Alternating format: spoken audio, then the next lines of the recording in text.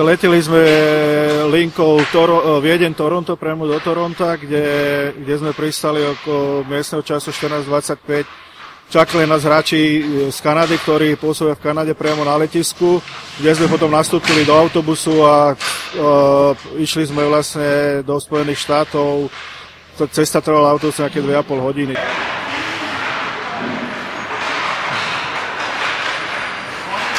Program je, dá sa povedať, tak ako počas celého sústredenia na Slovensku, dvakrát denne tréning, nejaká posilovňa, medzi tým samozrejme veľa meetingov s chlapcami, čo sa týka ohľadom nejakého herného systému, taktiky.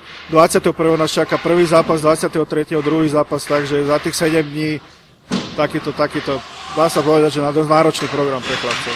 No vlastne ja som cestoval z Cranbrooku do Calgary, potom do Toronta a z Toronta som išiel takým menším lietadlom, ktoré sa mi odložilo asi o pol hodinu. Potom som prišiel, ešte sme mali problémy v tom lietadle, lebo trebalo ho vyvážiť. Čiže všetci chlapi potom museli ísť dopredu do lietadla a potom až ženy dozadu, aby sme vyvážili lietadlo. A nakoniec som došiel a sám obučujem a čakal na letisko a išli sme spolu na hotel.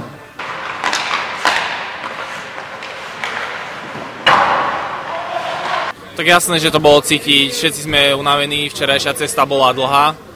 Sme cestovali 9 hodín lietadlom a myslím, že nejakých 5 autobusom, takže sme sa tešili všetci do postele. No a ten tréning dneska, tak dostali sme niečo nové z výstroje, takže treba si na to zvyknúť a rozchodiť to nejako.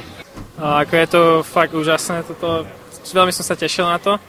Ako veľmi dlho som sa na to tešil, tu pri zmene chalanov a hlavne na chalanov som sa tešil, lebo to je veľmi dobrá partia, dobrí chlapci, čiže veľmi som sa na to tešil.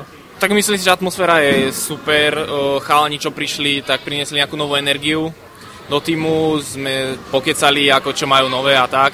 No a už sa vlastne sústredíme na to trénovanie, na tú prípravu.